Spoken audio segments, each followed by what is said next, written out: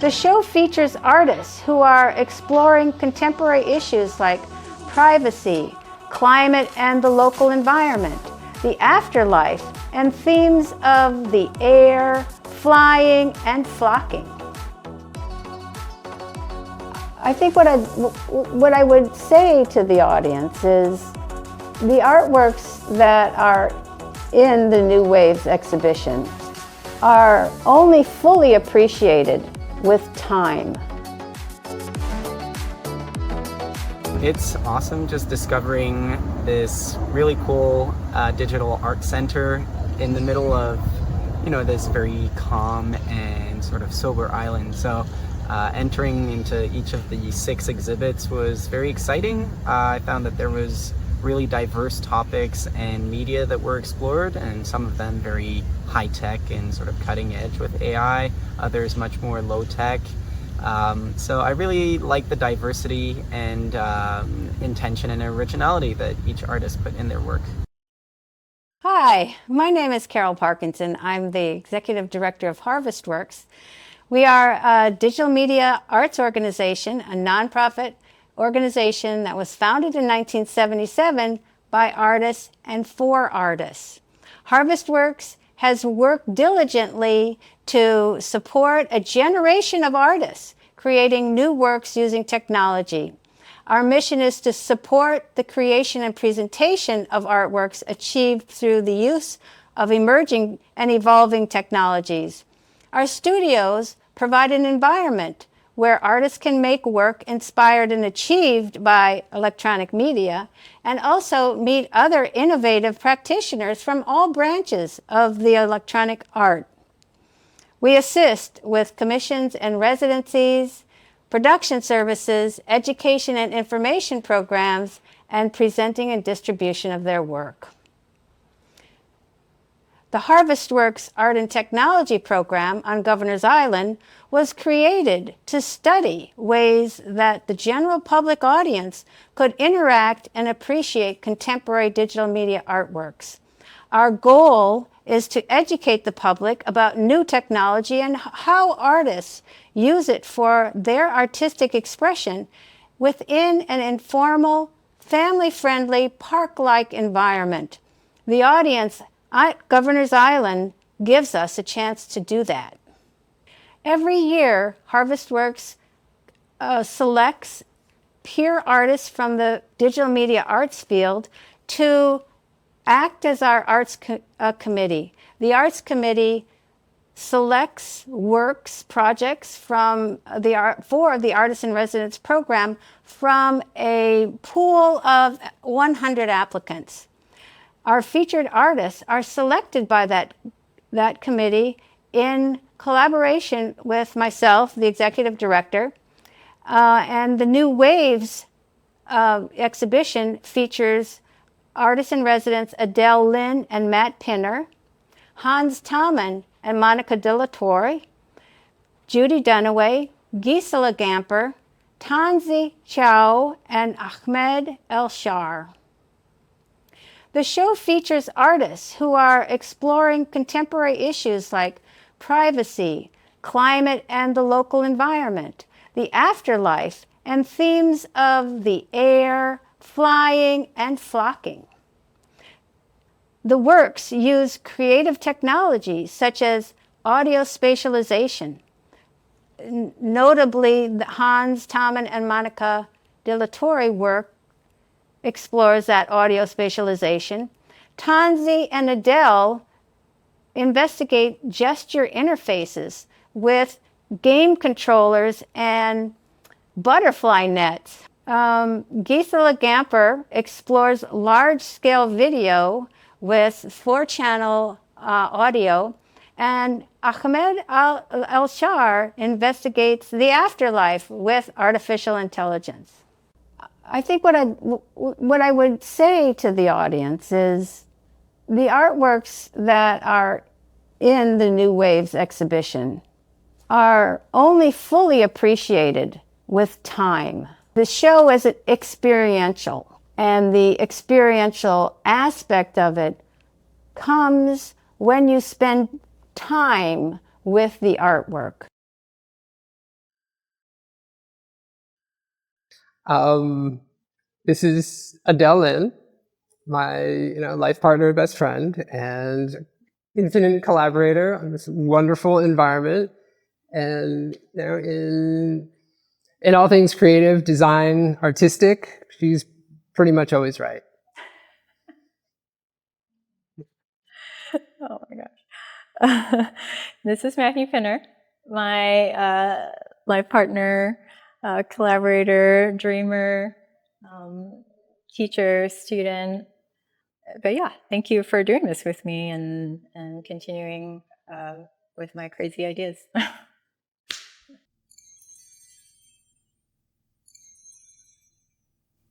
This piece is called Starcatcher, but the original concept was this curiosity about what would it feel like to catch a star. And so we built this LED ceiling, and it's pretty modular to different spaces. And yeah, tried to create the lighting and sound to make you feel like you're in a star field and are able to catch stars. And so as you're catching the stars, you're actually causing harm to the planet, the fictional planet that the audience is in. And so as the audience catches more stars, the plants and the flowers start to die, and you kind of realize that there are negative consequences to your action. We're building a virtual world, so this is actually built in virtual reality, and you can actually play this in virtual reality. But we wanted it so that multiple people can experience it together.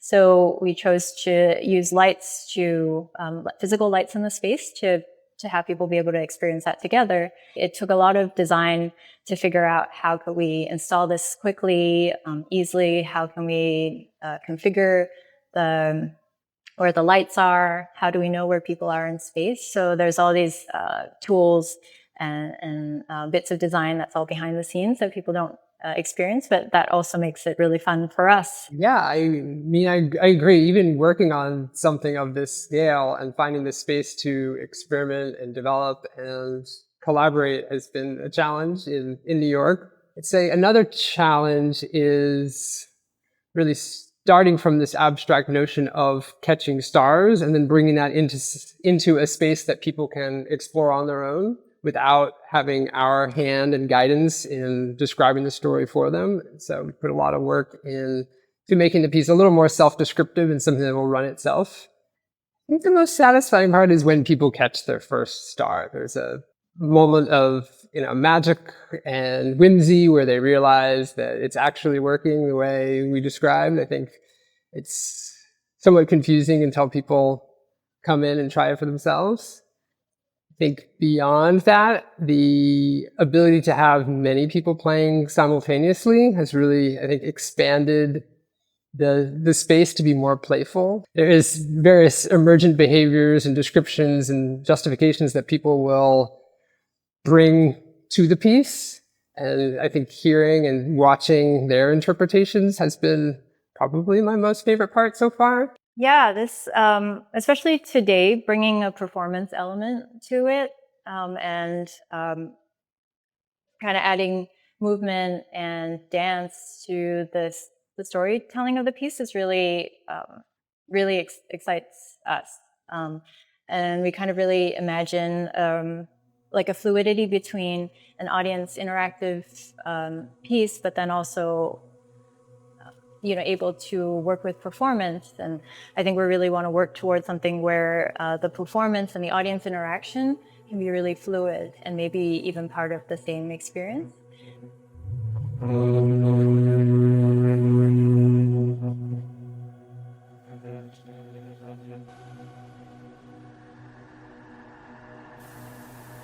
When the birth of the cosmos came, it was less of the Big Bang that they told us it was. And so bringing myself into the piece and working with it, and I'm pushing the bounds, and I know what is possible.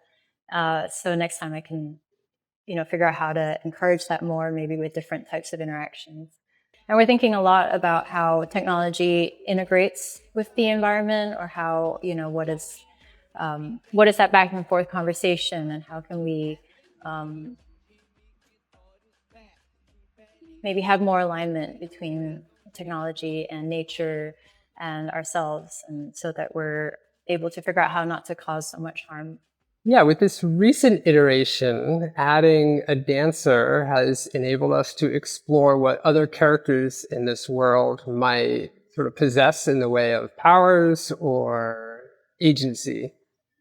So it's been really fascinating working with Dharma and using her creative energy and sort of retelling the story from the beginning instead of dropping people right into the middle. So I think that's really expanded on kind of why people are here in the space and what they're doing. Yeah, there's no right way to be. That's one of the things I hope people can take away from it. I've learned through doing this piece and studying the stars and seeing people here that we are all as unique as the stars, and only through moving together can we make life better. Yeah, we have to make each other better. I think we have to stop looking at our differences and our faults. And today's dance piece was about, like a creator and a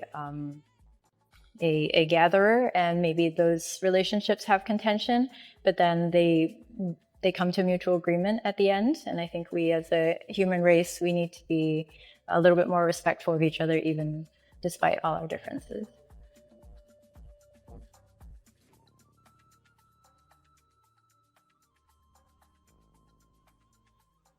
Yeah, I guess I would say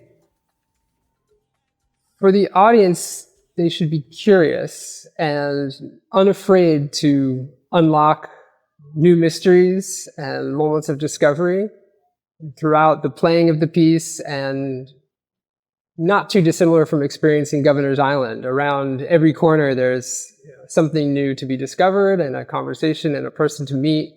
And I think this creates a nice container for people to sort of have a safe conversation about technology and the future, where we're heading as, humanity, and why we're doing the things we're doing.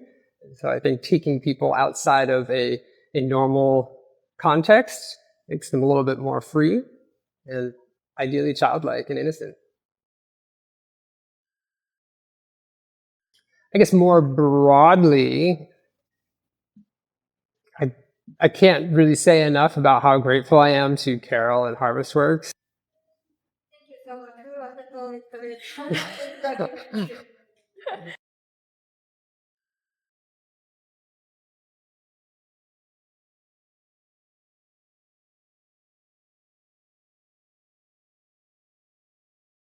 So this is Hans Tammen, a sound artist, composer, musician, leader of many ensembles, who I had the luck to meet at a residency in 2018.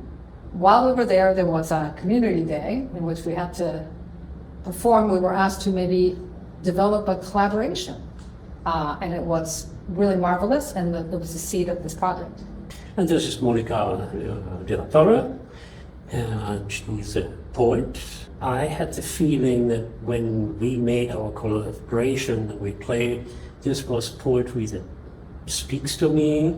That was poetry that was also presented in a way that I, as a sound artist, can react to.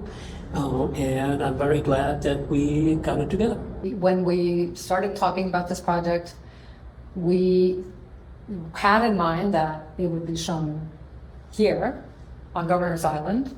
And one of the things I personally love about being here is the trees and how old the trees are. Trees branch out, and you never know exactly how they're going to grow. Correct. So that was the initial idea. I came in the early spring when trees hadn't bloomed, but then the others are inspired by the trees of Governor's Island, in particular London plane trees, which were the favorite trees of Robert Moses, and apparently they're the most common trees on the island. I was approaching the project from a listening experience. Music and sound is such a abstract art, you cannot make a clear connection between a word like magnolia and then here's a specific sound that's coming. But I also like the audience to come up with their own conclusion. I'm a big favor for art that doesn't explain themselves. So when we were working together, we were discussing what the part of the poem, how does it react to things, and I was more from an emotional perspective, responding with notes, with sounds, with noises that resemble a little bit how I felt about the poem. The piece is an installation, which is a multi-channel installation that reacts a lot to the space. So I'm really thinking hard about like where is the sound coming from, where is it moving, and how does it relate to the location where you're in, which is of course, as soon as you bring the piece to a different location, would be totally different. I love that notion because maybe more people go to poetry readings than actually buy books and read them at home. But very few people actually explore any options outside the conventional thing of just getting up there, and it's never interactive. So to have the opportunity to explore these concepts with us was really, really, really interesting to me. And one thing I want to say about what you were saying about Adorno and that beautiful kind of summary of spatialization in music is that, and also not telling people what to think. That often is my approach to poetry in general. There's a beautiful phrase that a poet who I love called Lynn June uses. She just passed away actually, but she used the term like in a poem, all the words of the poem are maximally excited. Every word is doing something. And so that's exactly what the response, your response in the music and the sounds, that's what's generated. As you mentioned, interactivity. Would also like to talk about the technology for 1 minute, because the software that I wrote for this is an interactive software. I mean, this is not random, it's like controlled randomness, but I allow the software to make decisions within a certain bandwidth. So I have not, in that sense, complete control over everything that the software does, but I give it some freedom to decide on its own. That type of response, here we have software responding, right? But that is, it's kind of like a metaphor for the way in which one responds to poetry.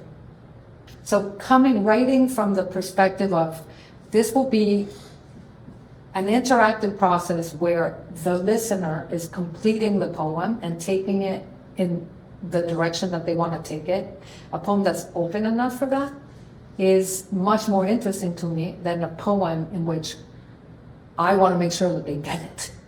But at the same time, I'm thinking, for instance, since you brought up Adorno, you just inspired me to think about critical theory. And Kristeva, Julia Kristeva, how she talks about like what's beneath, under language, like the affect and the way we, like in the grain of the voice and patient intonation, etc. There's so much information that cannot be conveyed through language, and it's there. So it happens like when you're listening to poetry in a different language, a language you don't speak, you're hearing all these things and you're understanding them, but you can't put them into words. But you're getting the affect of the poem. And it's in a way what your software is doing. Happy and sad, these would be my emotions if they're there, right? Because, and I get these emotions if I hear speech in a language that I do not understand. That's correct, right? But the software does not know what you're saying, because there's no AI stuff in it or whatever, and I also don't need it. I am purely responding, as I do with my music, and as the software does, because I wrote it that way, it responds to the sound, the sonic environment. And I'm also not so happy with this, especially with the current AI discussion, where you give, where the idea is to give computers or technology all these human characteristics and so on. We probably just, the only thing we're getting out of it is like more people killed by war machines or whatever. I like that this is something that is separate. Right, alien to us, right? As opposed to mirroring us. That we don't need to code things so that they tell us what we already know. One sentence conclusion for me would be, this is just the beginning. But if you want to do the present, go to Governor's Island on Fridays, Saturdays, and Sundays until August 20th and experience our work. Monica's poetry is out there, and this is what I like. And your sound is definitely out there. So we can meet in a different universe. Right. Yeah, everybody's out there.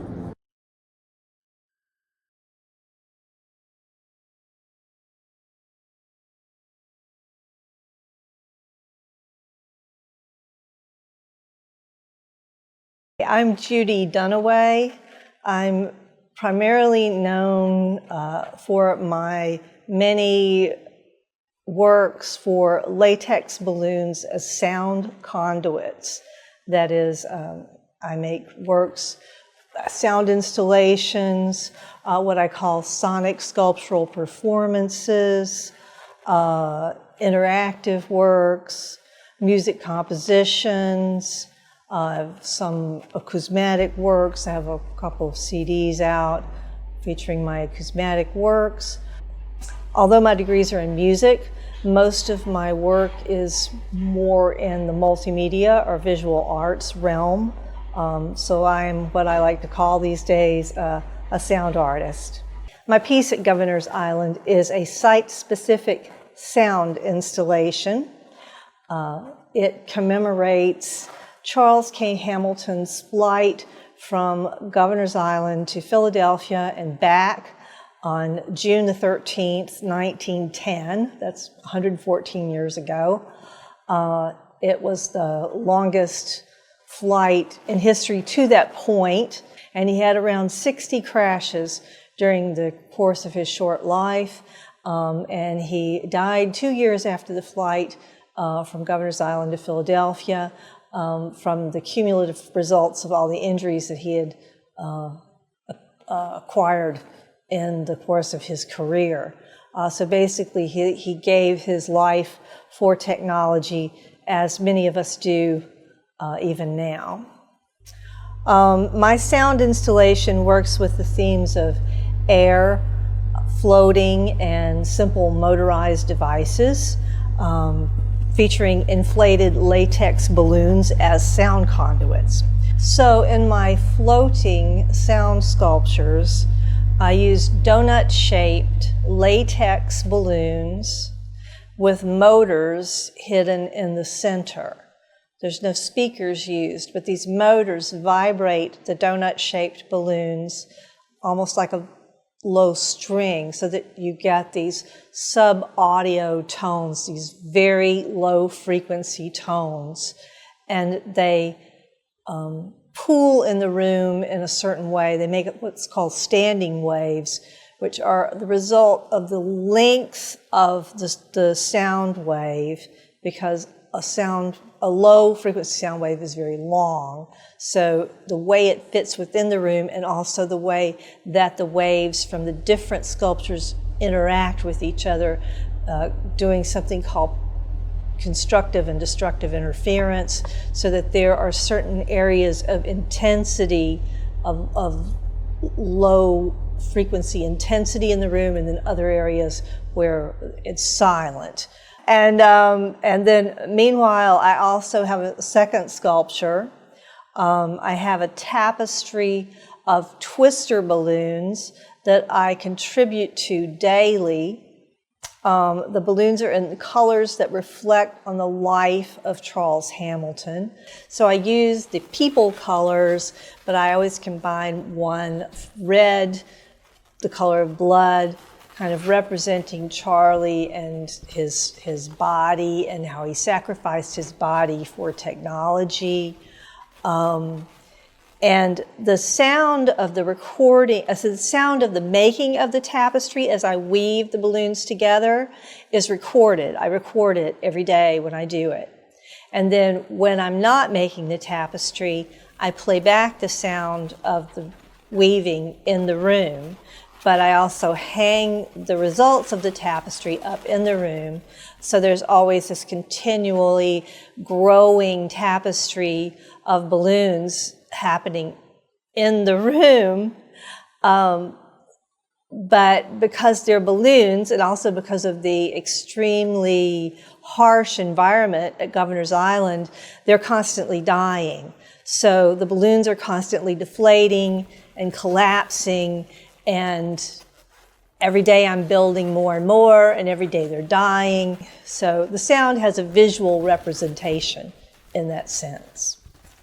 I want my audience to listen beyond what they immediately hear. I want them to notice background sounds. I want them to think beyond the obvious. And that's very hard to do because most of the visitors walk in, look around for maybe 5 seconds and walk out. So they don't, it's not so much that they need to understand the concept, but they need to listen. Because if they don't listen to what's happening in the room, they won't understand the piece.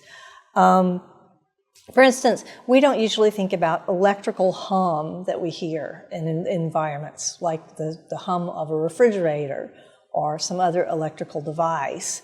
But this low-level hum is the thing that I'm exploiting with the donut balloon pieces.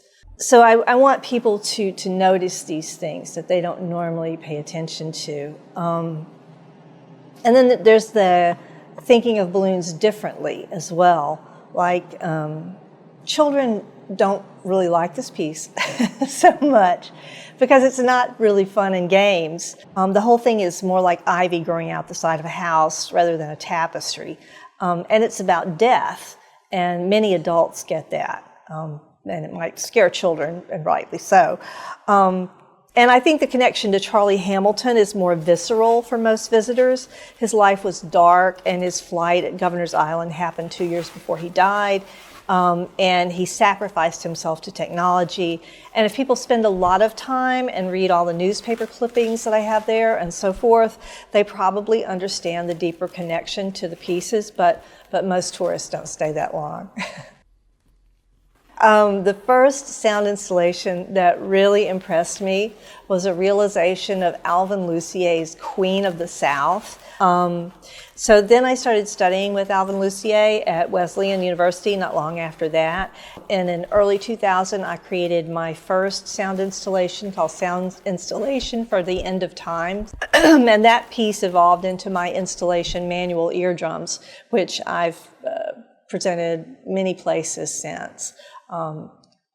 And I moved to Germany right after I finished my master's degree in 2000, and I experienced a lot of sound installation works in Germany at that time, particularly the work of Jens Brand, and I consider all that influential. I spent 2 years in Germany, and then starting in 2002, while working on my PhD, I spent a lot of time in the visual arts department, and so that became a big influence, and I wrote my PhD colloquium on the work of the video artist Namjoon Paik, and I see that in my own work of expressing music composition as a much bigger, holistic kind of picture, rather than simply looking at it as strictly hearing or perceiving on a singular hearing level.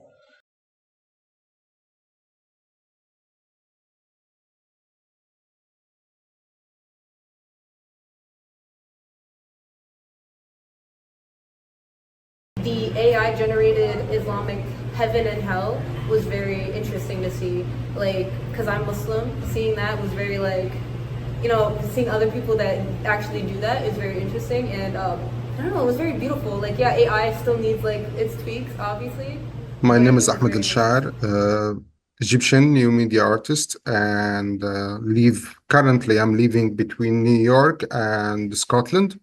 And my artwork in with Harvestworks exhibition, it's AI Heaven. It's a video installation with 3 channels, 3 minutes loop with music, and it's actually image generative or animation image generative with AI. We grew up with a culture of Sufyan Islamic concepts about that life after death and heaven and hell, and how everything you make it in your life, it will return to you after your death by judgment or in judgment day or something like that. So, but there is a specific part of this culture about the audio visual of this culture. Usually in Sunnah, you cannot draw or make sketches or paintings about the life of in heaven or in hell. It's something close to be forbidden a little bit. So I say to myself, okay, if I cannot make that by myself, what if the AI here came as third person? The AI here is not Muslim, is not Christian, is not Jew, not Egyptian, not American. There is no real identity. Conceptually, there is no real identity behind the AI. So let's give this rule to the AI, and I start to write the descriptions about heaven and hell in Quran and the Holy Bible and the Torah. So, and build those scenes like any conversation you make it with a person in friendly meeting. And that was amazing result, because it's given me wonderful animation and images, and the AI start to generate a wonderful environment. And I work with it every day, collect more frames and more frames and more frames. I start to collect it and build the videos that I have now in the installation. And in the same time, I asked one of my friends, he's a composer, Egyptian composer. His name is Ahmed El Habak. So I talk with him about the project, and I say and ask if he interested to work together in the sound and music for it. And he said, okay. So he started to mix between Sufyan music and AI music through Sufyan concepts. And in the end, he go with same process. We care to have that. That's between the conversation between him and AI and his own music that he made it by himself. Maybe it's time to change or rethink. And I think that's rule of philosophers and critics to write about that. What is a new rule of art and the artist with these new platforms and AI? Because in the end, we cannot stop technology. Technology and the art came together all time in the history. And this critical issue about AI and originality and the copyright, you cannot control it. So the only thing here is about the artists themselves first, about the artists should be honest with themselves and with the audience and organization they're working with. If we look to AI as reproduction process, we will find the new concepts. We can open it and discuss about it and feel free and feel comfortable to talk about AI. Especially, it's updated every day. It's crazy. It's go forward, and it will make new challenge for artists to be more creative, because day by day, if you have same thing and it's so easy to find it, that will make more a challenge for you as artist and creator to be more creative about what the new thing you will represent it. And that will push artists to be more conceptual, to be more thinker and philosopher, more than just practitioner or technicians. Because in the end, if there is many artists around the world, they love what they do because he's good in painting, he's good in drawing, his hand is amazing. But let's go to the real question: is that art? What the concept behind your work? So I think AI, it's a new challenge for all artists. In the end, you make your image with AI or Photoshop or with photography or camera, I don't care. I don't care about, because machines in the end is our tools, it's our new hands. Really, what I see is the AI make new challenge for artists to be more conceptual, to search more, to think more, make more effort before they create new work. This experience with AI, it's opened my eye for a new dimension of art, more than just have an easy tool to make art.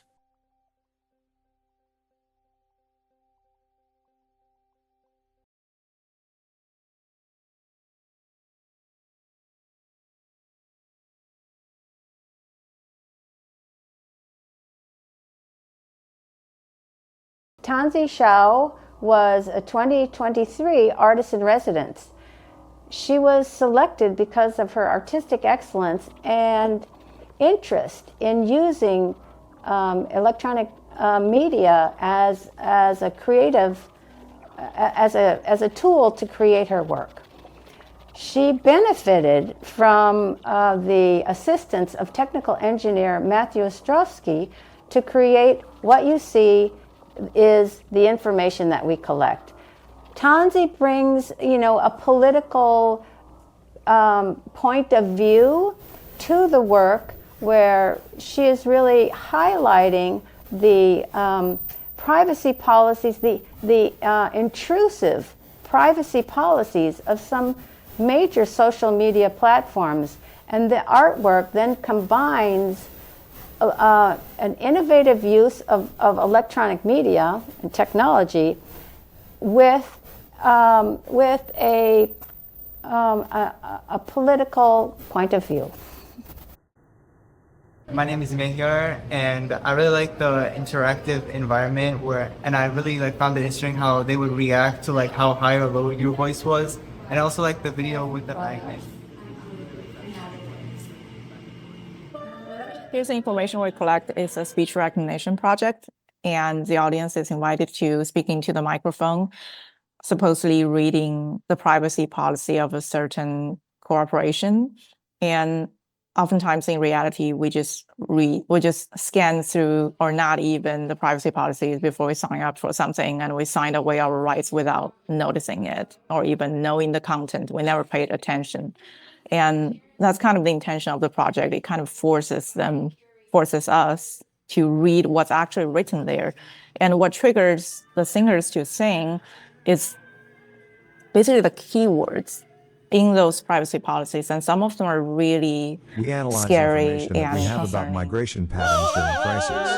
This helps relief organizations get aid to the right places. We collect, store, combine, analyze, and apply automatic processing techniques like aggregation of information, as well as manual, human, review, and share information, as necessary to research and innovate for social good in this way. We do this to do things. We really don't think about what rights we sign away when we have these contracts with those corporations. And at the same time, it's really kind of forces people to not just read the privacy policy, but through the singer's responses, realizing how horrifying they are. And it can also function as a musical instrument in general. If you don't want to read the privacy policy. Requests. See the how do we respond to legal requests, prevent harm and promote safety and integrity section of the Meta Privacy Policy for more information on when we share information with law enforcement. So the second project is called Luca. It's short for Last Universal Common Ancestor. It's a hypothetical prehistoric creature that existed that's supposed to be the origin of all life forms on Earth. And basically, this project used a lot of OSC data transmission. It basically connects different software and hardware and reality and virtual reality. So basically, Luca had human performers as well as microorganisms collectively controlling a virtual environment, and the virtual environment would reflect back into the physical reality through lighting cues and haze control. Well, that can be only activated in a theater setting. And at Harvestworks, I'm showing a simplified version of Luca. A regular audience member can just sing to the microphone, and the pitch of their voice is going to control the growth of the mushroom and all the other elements.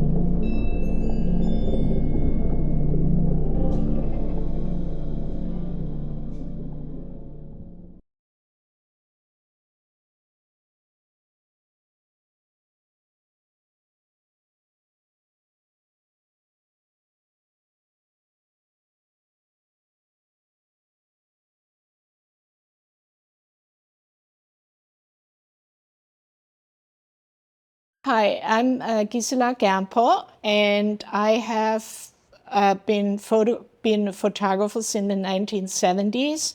In the 1980s, when consumer video equipment became available, I played around with video. I only made a couple videos then, and only started seriously working with video in the 1990s, when my husband, who was a musician, brought up the idea that we would collaborate and make music video improvisations.